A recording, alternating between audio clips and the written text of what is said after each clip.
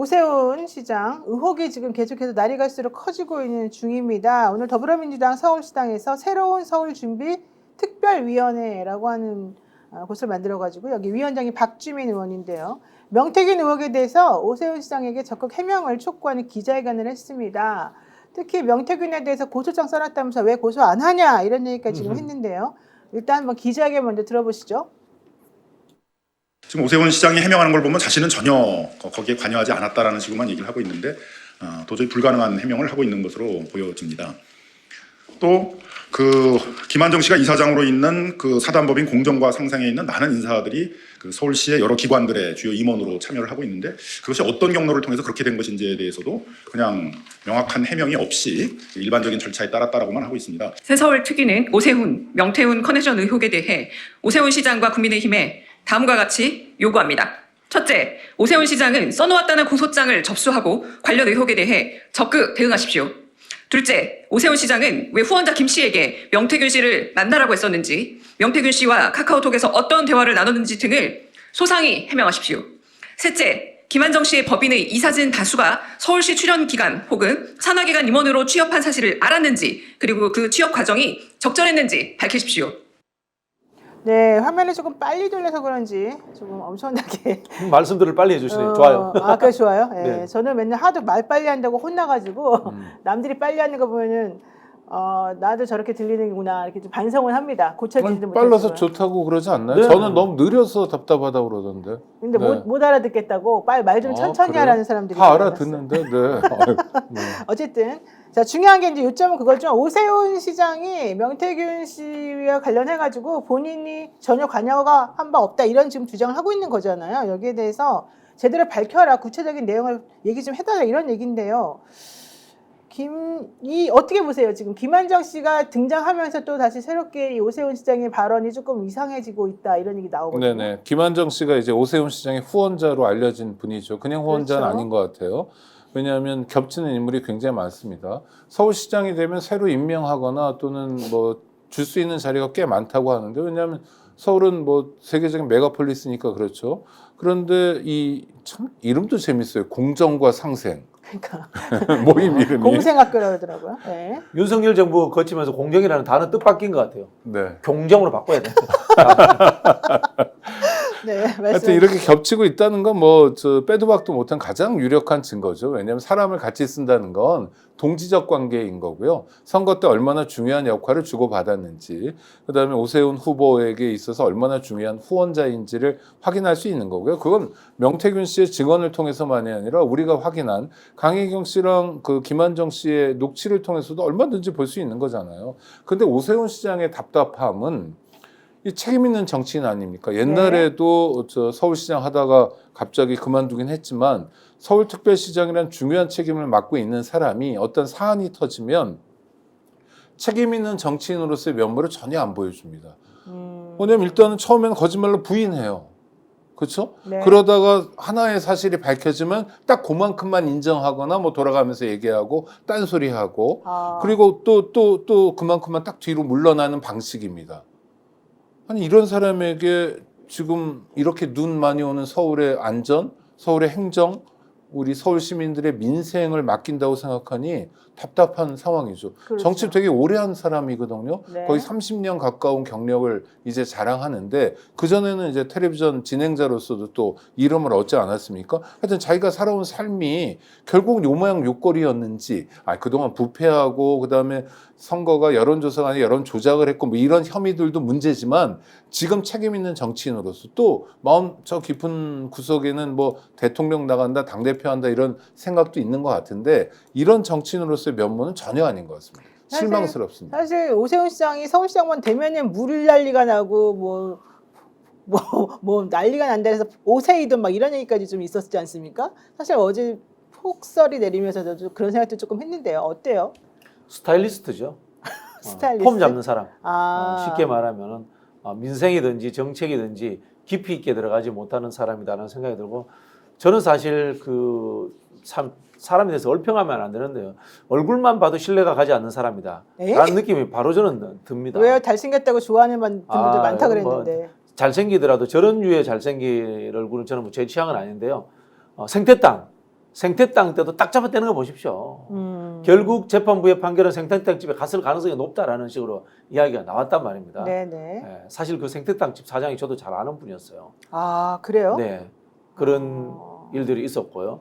그리고 이번에도 이분이 이야기를 꺼내면 다음 날 명태균 쪽에서 반박해서 진실을 밝혀버려요. 그렇죠. 그리고 지금 명태균 씨와 매불쇼에 갔는지 안 갔는지 동행해서 이것도 지금 누군가가 이제 그림 찾기를 하고 있습니다. 그래서 이분이 하시는 이야기를 다 믿을 수가 없어요. 그러다 보니까 정말 이 교원 영색, 낯빛은 고운고 정말 아름다운 말을 하는데 이분이 하는 말이 진정성이 있는지 그리고 진심으로서 국민과 서울 시민을 위해서 정치를 하는 사람인지에 대한 근본적인 저는 의심이 가집니다. 그러니까 저는 지금 약간 반성하고 싶은 생각이 드는데 네. 안전 말씀하셔서 구의역 참사라고 있었습니다. 그렇죠. 끔찍한 사건이었어요. 그때 박원순 시장 때였어요. 저는 그때 신문 칼럼으로도 박원순 시장 굉장히 매섭게 비판했습니다. 왜냐하면 서울교통공사로 지하철을 관리하는 것이 서울시장 책임이었으니까.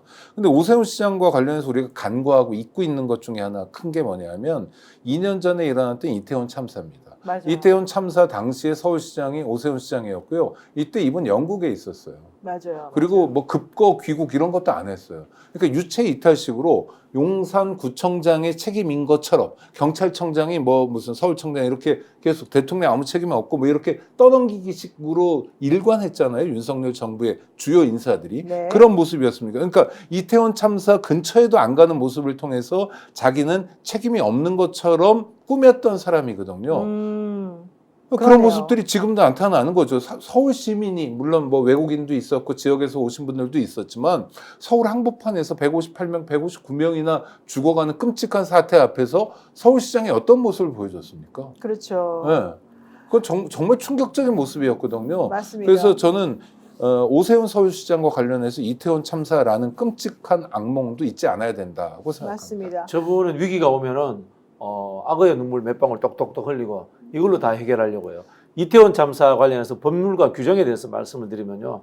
우리나라가 이제 자치경찰제가 일부 도입되면서 안전과 치안의 문제 관련된 자치 안전의 총책임자는 광역시도지사입니다. 그러면 그리고- 서울시였겠네요. 그렇죠. 그건. 행사 관련되는 안전점검 이 프로그램을 짜는 것, 인허가 문제 이런 것들 전부 다 서울시에서 합니다.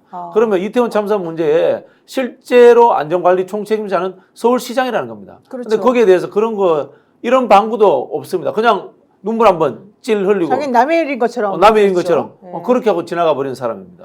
그러니까요. 지금 뭐 TBS 사태를 처리하는 부분도 그렇고 실제 오세훈 시장이 행정적인 능력을 봤을 때 뭐가 하나 명쾌하게 제대로 조금 처리됐다는 느낌을 사실 좀 못 받고 항상 뭔가 조금 부족한 모습이 좀 눈에 보여서 그게 문제인 것 같습니다. 성상훈 씨가 생태는 피했는데 명태는 된동 뼈박에 걸렸네 이렇게 말씀하셨는데 그 말이 맞는 것 같고요. 달그림자님께서 용사님들 힘내세요 응원합니다 해주셨습니다. 너무 고맙습니다. 이렇게 또 응원해 주시는 것만으로도 저희들이 힘이 많이 나네요. 또는 지금 검찰 수사가 명태균 씨 관련해서 진행 중이잖아요. 네. 만약 이재명 대표에게 들이댔던 칼날에 10분의 1 아니 100분의 1만 오세훈 시장에게 들이댄다면 오세훈 시장이 오늘 밤에 관서에서 주무실지 다른 어디 가 계실지 모를 지경일 거예요. 그러니까 아니 대놓고 지금까지 혐의로는 대놓고 여론 조작을 하고 대놓고 선거 조작을 했다는 거 아닙니까? 자기 후원자와 함께. 네. 그럼 책임져야죠. 그리고 비용도 대납했고. 근데 서울시장 말로는 내지는 서울시장의 측근들 말로는 아이 그 사람 혼자 떠드는 거지 나랑 무슨 관계가 있냐 지금 계속 그 얘기예요. 그건 어떻게 보세요? 저는 오세훈이 끝났다고 봅니다. 지금 본인하고 전혀 상관이 없다고 말하는데도 끝났다고 봅니다. 지금 어젠가요 그저께 국민의힘 당사 압수수색을 했는데요. 보궐선거 때 관련 자료들 네. 창원지검에서 가지고 갔다라고 이렇게 지금 소문이 나오고 있습니다. 그러니까 한동훈 대표가 엄청나게 협조적으로 나왔다 이랬잖아요. 너무 환호자격하는 그런 느낌이었습니다. 저는. 그러니까 한동훈 대표는 기분 좋았겠네요. 다 가져갔어요. 다 가져갔어요. 우리 곳간 다 가져갔어요. 어차피 내 건 없으니까. 근데 그런 김재원 느낌이었습니다. 최고 말로는 원래 당원 당규에 국민의힘에서는 공천 관련 자료는 금방금방 폐기하게 돼 있다. 이렇게 또 말을 했다고 그러던데요. 글쎄요. 그런 규정이 있는지 모르겠는데 네. 제가 이제 실무자 출신으로서 민주당 같은 경우에는 인트라넷이 다 돼 네, 있습니다. 민주당은 다 있대요. 민주당은 없앨 수가 없어요. 왜냐하면은 내부 서버에 보관이 되기 때문에 그리고 공천심사 해보셨잖아요. 네네, 저도 서류 안 오잖아요. 노트북 갖다 놓고 자기 아이디 쳐가지고 입력해서 딱딱딱 넣기 때문에 그대로 보관됩니다. 국민의힘은 제가 아는 바로 서류로 하지만은 그것을 정리해서 파일로 보관하는 실무 책임자가 있을 거예요. 근데 이거를 정당은 언제까지 없애라, 그대로 유지하라 이런 규정이 없어요. 네. 그냥 가지고 있어요. 특별히 파괴하라 소리 안 하면. 아. 컴퓨터에 그대로 있어요. 컴퓨터를 완전히 교체한다거나 그러지 않으면 그대로 가지고 있는 겁니다. 그래서 제가 봤을 때는 한동훈 대표가 편안하게 다 가져가세요. 자, 다 가져가세요. 오세훈 거, 한동훈 거, 한동훈 갖고 가면 안 되지. 오세훈 거, 이준석 거, 김종인 거, 이 3인방이 중요합니다. 꼭 찾아가세요. 그랬을 것 같아요. 그렇죠. 왜냐면은 본인 입장에서는 대선 주자로서 또 상대방이 오세훈 시장으로 나타나는 거 별로 안 좋아할 것 같고. 그렇죠. 홍준표 대구시장이 한동훈 대표를 싫어하는 것과 비슷한 그렇죠. 감정이겠죠. 그러겠죠. 게다가 또 김종인 전 비대위원장이 또 이준석 의원하고 또 이렇게 좀 하는 것도 별로 안 좋아할 것 같고. 불과 얼마 전까지 대통령실에서 김건희 오세훈 프로젝트라는 이야기가 흘러나왔었습니다. 아, 이번에 그때 5명 모여서 밥 먹었을 때 네. 오세훈, 나경원, 김기현, 권영세, 박형준 5명 모였을 때 이미 오세훈 프로젝트라는 이야기가 한간에 쫙 퍼졌습니다. 그러니까 오세훈 프로젝트라는 거는 오세훈이 이제 차기 당대표 또는 이제 대권 주자로 대선 후보로. 간다라는 이야기였는데 우리 한동훈 입장에서는 아유 고소하죠. 그러면 참깨 마시죠. 김옥균 프로젝트가 아니라 오세훈 프로젝트가 오세훈 이긴 프로젝트가 거예요? 먼저 작동되는 거죠. 작동되는 명태균에 거다. 의해서. 네. 명태균에 의해서. 야, 이거 해결할 수 있을 것 같으세요? 어떠세요? 못하죠. 일단 못해요? 김한정이라는 사람이 중요한데요.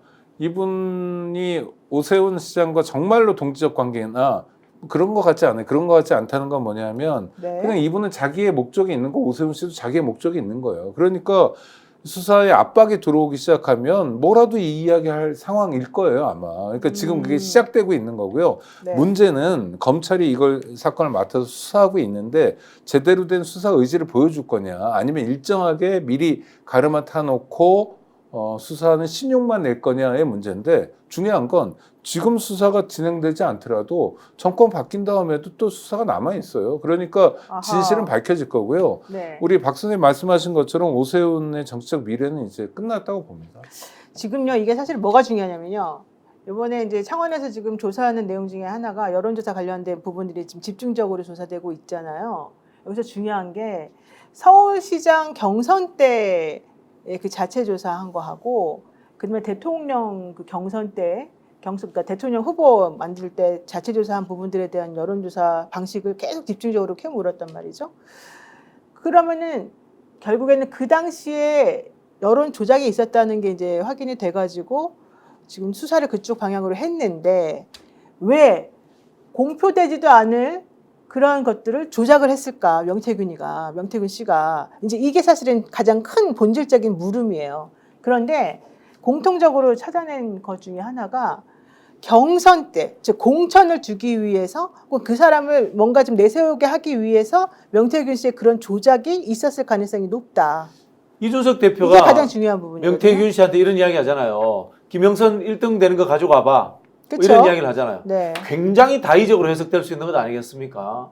김영선이 실제 1등일지 아니면 1등으로 만들지 뭐 다양한 상상력이 발휘될 수 있는 겁니다. 그렇죠. 그런 부분이 있기 때문에 말씀하신 것처럼 이 경선이라든가 공천 과정에서 여론조사가 중요한 거고요.